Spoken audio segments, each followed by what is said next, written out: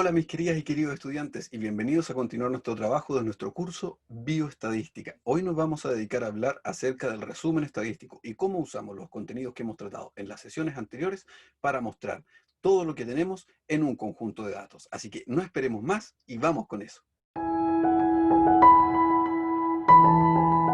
Hasta el día de hoy lo que hemos trabajado es estadística descriptiva y la hemos trabajado dividiéndola en dos partes. La dividimos en estadística descriptiva univariada y en estadística descriptiva bivariada. Y hemos conversado acerca de cuáles son las maneras de ir describiendo los datos en cada uno de estos casos. Y lo que vamos a conversar durante el día de hoy será acerca del resumen estadístico. Y el resumen estadístico es justamente esto, es cómo utilizamos lo que ya aprendimos ahora para justamente resumir los datos. Entonces hoy día nos vamos a dedicar a conversar sobre cómo resumir los datos haciendo uso de lo que ya hemos visto. Bien, entonces, hablemos sobre el resumen estadístico. Tal como dice aquí, y esto es súper importante, uno de los objetivos más importantes de la estadística es la síntesis o el resumen de la información. Y eso es lo que estamos buscando hacer. Estamos tratando de todos estos datos que podemos obtener, de hacer encuestas, de preguntar de los datos que se obtienen, por ejemplo, en el área de salud, en el área hospitalaria, donde usted quiera, todos esos necesitamos mostrarlos, porque no basta con que yo entregue un tremendo montón de datos resumidos, un montón de hojas ahí, todo, porque eso no es lo que se ve. Lo que se ve es justamente el resumen de esto, y eso es lo importante. En general, los resúmenes estadísticos tienen dos partes, la parte gráfica y la parte numérica. A veces se usan los dos, pero por lo general se elige uno, y dependiendo de lo que usted quiera mostrar, si usted quiere ser un poquito más preciso en la parte estadística, si necesita tener datos numéricos realmente importantes ahí, puntuales, entonces requiere sí o sí de un resumen numérico. Pero si lo que usted necesita es mostrar cosas más generales y que den una idea, un panorama, entonces en general el resumen gráfico va a ser lo que usted va a utilizar. Ahora, ¿puedo usar ambos? Claro que sí. Claro que puedo usar ambos. Eso puede ocurrir sin ningún problema. Veamos entonces cuál sería la manera de trabajar con estos datos. En el caso de los datos que son tipo cualitativos, nosotros ya hablamos sobre ello, y entre las formas numéricas de resumirlo, existe esta tabla que llamamos tabla de frecuencias. ¿Se acuerda? Aquí, por ejemplo, tenemos la distribución de la cantidad de comunas que existen respecto de cada una de las regiones que está ahí. Y ahí usted puede ver, hay un resumen de la cantidad de comunas que hay en cada una de ellas, ¿sí? Y decíamos que podemos sumar todas estas, o sea, los 32 más 54 más 30 más 12, nos va a dar el total de comunas y ver qué porcentaje representa cada una de las regiones de este total de comunas. Y eso es lo que nosotros entendemos como frecuencia relativa. Y esa es una manera de resumirlo de forma numérica. Cuando son datos de tipo cualitativos, en general los resúmenes son en tablas. ¿Por qué? Porque los datos cualitativos no se trabajan de la misma manera que los cuantitativos, que ahí es donde tenemos resúmenes con medida de tendencia central y todas estas cosas. Eso no entra dentro de los datos que son de tipo cualitativos. Y aquí, por ejemplo, tenemos otros resúmenes de lo mismo. Aquí tenemos un gráfico de barras, ¿sí?, de la distribución de comunas según cada una de las regiones, donde usted puede observar que la región del Biobío claramente tiene más comunas y que la región de la Araucanía y los lagos son bastante similares. Por último, usted puede observar que la región de los ríos carece justamente de muchas comunas, es la que tiene menos comunas de todas. Así que ahí, por ejemplo, tenemos otra manera de resumirlo. Claro, si usted necesita el número como tal, entonces debe usar la tabla, pero si usted necesita entender cuál tiene más y cuál tiene menos, entonces es suficiente ese gráfico. O tal vez sea más conveniente hacer uso de este gráfico de acá, el gráfico de sectores, en donde usted puede ver también lo mismo, que la región del Biobío es la que contiene mayor cantidad de comunas y que la región de los ríos es la que contiene la menor cantidad de comunas. Entonces depende de cómo usted desee resumir los datos, es justamente que va a ir mostrando un gráfico o el otro. Pero usted puede ver que aquí podemos interpretar cosas de cada uno de los dos. Ahora, si miramos el gráfico de barras de la parte de arriba, es mucho más fácil hacer una aproximación respecto de cuántas comunas tiene cada una de las regiones, mientras que en la parte de abajo nosotros observamos respecto del total, así que será dependiendo de lo que usted desee mostrar, cuál será el gráfico que va a utilizar. En el caso de los datos que son de tipo cuantitativo, ¿sí? En el caso de los datos que son de tipo cuantitativos, lo que queremos es mostrar un resumen de los datos teniendo en consideración los puntos que están aquí. Primero, que debe dar cuenta solo de lo fundamental, ¿sí? No debe ser tedioso, porque si no, para eso entregamos todos los datos y que otro lo interprete. Debe ser un resumen lo más general posible y mostrar aquellas particularidades que sí son importantes. O sea, si yo tengo, por ejemplo, un universo de estudiantes donde todos mis estudiantes tienen notas entre 6 y 7, como ustedes, donde todos mis estudiantes tienen ese rango de notas, y resulta que existe un solo estudiante que tiene promedio 1,5, entonces es importante mostrar eso, porque ese punto no está dentro del rango de lo que entendemos como normal o de lo que entendemos como común. Entonces, esa clase de particularidades es importante mostrarla. Mostrar cómo organizamos los datos, cómo estructuramos los datos y por sobre todo debe tener algún sentido lo que estamos haciendo. Si no, no tiene ningún sentido, valga la redundancia, que estemos mostrando los datos. O sea, tenemos que darle un sentido a lo que estamos mostrando, una interpretación. ¿Y cómo se logra? Bueno, se logra mostrando ciertas características fundamentales de los datos, ¿sí?, que son las que permiten una buena síntesis. Y entre ellos, por ejemplo, la primera que siempre se debe mostrar es la forma de los datos, ¿sí?, cómo están agrupados nuestros datos. Tienden a ir hacia el centro, tienden a ir hacia los lados, ¿sí? Ahí eso es importante. ¿Y cómo se ve esto? ¿Cómo se ve la forma o la simetría de los datos? Pues a través de un gráfico. Esa por lo general es la mejor manera de hacerlo. Y aquí tenemos dos ejemplos que nos muestran la simetría de datos de aquí, de unos puntajes Simpson en algunas regiones. Aquí, por ejemplo, tenemos algo que es el histograma, ¿sí? Lo que hace es que muestra cuántos puntajes existen entre, por ejemplo, 210 y entre, por ejemplo, 210 y 220 puntos. Ahí podemos ver que ahí está el rango, entre 220 y 230, por ahí y así. Y si observamos los datos, podemos ver que nuestros datos tienen una forma relativamente conocida, que es esa. Esa forma es la campana de Gauss, donde los datos tienden a estar centralizados y hacia los lados bajan muy rápidamente. Eso es una distribución que, si usted observa, es relativamente simétrica. ¿Qué nos referimos con simetría? Que si nosotros trazamos una línea justo al medio, ¿cuál es el valor que está justo al medio? Espero recuerde cuál es el valor que está justo al medio. Si trazamos una línea justo al medio, entonces podemos observar que la forma que toman los datos es aproximadamente la misma hacia ambos lados. Tal como dice ahí, la simetría perfecta no existe en la naturaleza, no habrá ningún estudio que usted realice donde le den los datos simétricos. Y si es así, esos datos no son reales. No es posible, o es, yo al menos no conozco ningún caso hasta ahora en que los datos hayan entregado algo perfectamente simétrico, pero sí con tendencia a ser simétrico. Ahora, estos mismos datos están resumidos en este gráfico, que es el gráfico de cajas o box plot, que también lo hemos conversado con anterioridad. Y aquí, por ejemplo, usted puede recordar que está un valor que está justo al medio. Ese valor que está justo al medio, si usted lo recuerda, es el valor de la mediana. Y ahí está el valor de la mediana. Y luego nos muestra estos bordes, que son los bordes extremos de los valores, ¿sí?, donde está el valor máximo y el valor mínimo de nuestros valores. Y aquí están los valores de los cuartiles, que son los que dividen entonces cuartil 1, cuartil 2 y cuartil 3, que son los valores que dividen a nuestro conjunto de datos en grupos con igual cantidad de datos. O sea que en este espacio existe la misma cantidad de datos que en ese espacio, que en ese espacio y que en ese espacio. Lo cual no necesariamente quiere decir que ahí estén todos con valores similares, sino que hay cantidad. Usted ordena, si tiene 100 datos, entonces ordena 25, 25, 25, 25, y ve dónde se mueven esos 25, dónde se mueven esos y dónde se mueven esos. Esos valores límites están aquí, donde ahí está el mínimo, el primer cuartil, el segundo cuartil, el tercer cuartil y finalmente el máximo. Y ahí usted puede observar que estamos dividiendo en el fondo en 4 grandes áreas o 4 grandes sectores. Ahí hay un área, acá estaría el otro área, luego el otro y luego el otro. Y además podemos observar por aquí unos puntitos, y esos puntitos, ¿la moda sería el del medio? No, don Emanuel. El del medio es la mediana, ya se había dado cuenta. Esos puntitos que están ahí son puntitos que están muy fuera del rango, los puede observar claramente, están muy por fuera del rango. Se conocen como outliers, o cosas que están muy fuera de lo que entendemos como común o normal, y son por eso los que están marcados con esos puntitos. También los tratamos cuando conversamos en algún minuto. Entonces, tal como podemos ver acá, hay un gran grado de simetría. ¿Y cómo se puede dar cuenta en esta parte que hay un grado de simetría? Pues bien, si usted observa, lo que ocurre es que en general, ¿sí?, la cantidad de datos que hay hacia arriba y hacia abajo, ¿sí?, los espacios, se ven bastante similares. De hecho, la mediana se encuentra casi justo en medio de ese cuadradito que está ahí. Por lo tanto, los datos están relativamente simétricos distribuidos, ¿sí? Ahí podemos ver entonces. ¿Ve? Ahí usted, tal como dice ahí, va a tener que decidir justamente con cuál va a trabajar, pero eso dependerá solo del que usted considere más informativo de los dos. Y bien, ahí empiezan entonces lo que nosotros entendemos como medidas, ¿sí? Nosotros hacemos uso de las características para mostrar el resumen de datos.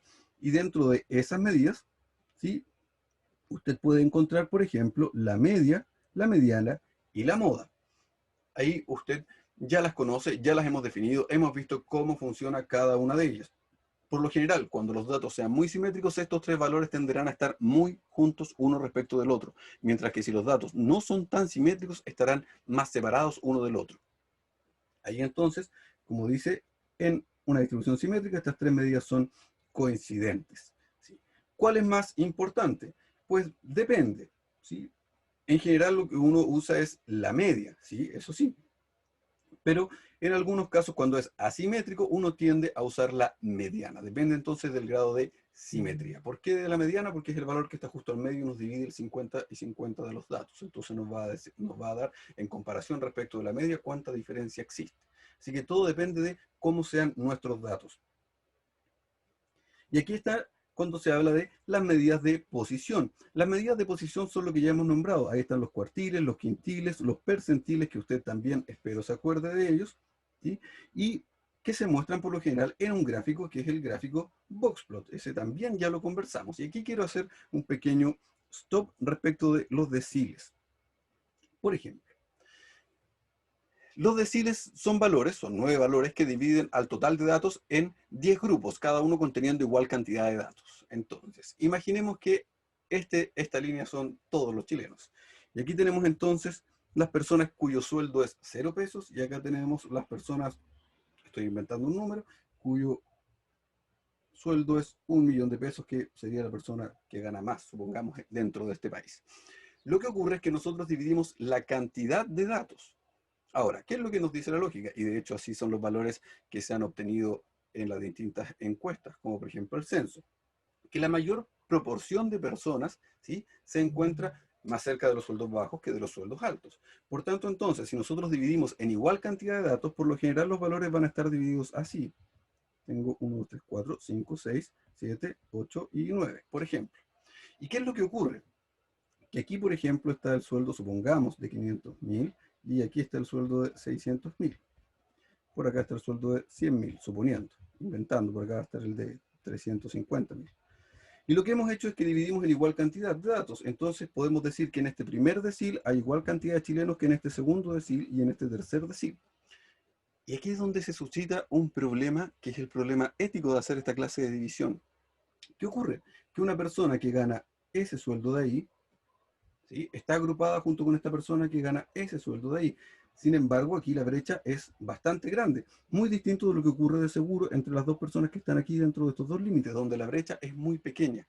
Entonces, el cómo hacemos la división, dado que es en cantidad de datos y no en valores, ¿sí?, dado que es en cantidad de datos y no en valores, entonces marca que podemos cometer ciertos errores de agrupación. Y eso, mis estimados y estimadas estudiantes, muchas veces es lo que ocurre con las becas. Ahí, cuando se trabajaba con quintiles, en mi época cuando yo estudié, lo que ocurría era que en el último quintil, el rango entre las personas que tenían menos de ese último quintil y los que tenían más de ese último quintil era increíblemente grande. Y sin embargo, todas esas personas quedaban fuera del sistema de becas. Eso es, por ejemplo, lo que ocurre. Ahí hay un problema de cómo se van agrupando los datos. ¿Se puede hacer mejor? Claro que se puede hacer mejor. Existen mejores maneras de agruparlo. Ahora, hay que ir viendo cuáles son las más convenientes. Y ahí es donde entra lo importante de su formación como profesional, para que usted sea crítico de estas situaciones y considere si es que es la mejor forma o no es la mejor forma. Y eso es parte del debate ético que genera la estadística, mis estimados y estimados estudiantes. Volviendo ahora, la dispersión de los datos, ¿sí?, la dispersión de los datos nos dice qué tan separados o qué tan juntitos en el fondo están nuestros datos. ¿Qué tan separados o qué tan juntitos? ¿Sí? ¿Respecto de qué? Respecto, pues, del promedio, o lo que nosotros conocemos como la media. Y entonces nos da cuenta de la distancia a la que se encuentran los datos respecto de la media. Y esa medida es la desviación estándar o desviación típica. Entonces, por ejemplo, acá podemos observar las regiones donde existe mayor dispersión de datos, que lo que muestra es que es la región de la Araucanía y de los lagos. Observémoslo dentro del gráfico. Pues bien, en la región de la Araucanía, lo que podemos observar es esta amplitud, que junto con la de los lagos son las más grandes, porque la amplitud de acá es más pequeña y es más pequeña. Eso quiere decir que los datos se encuentran más alejados del centro. Ahora, también aquí podemos observar que los datos, por ejemplo, en la región de los lagos se encuentran más cargados hacia los puntajes superiores que hacia los puntajes inferiores, mientras que en la región de la Araucanía, por lo general, ahí están relativamente distribuidos de manera simétrica, ¿sí?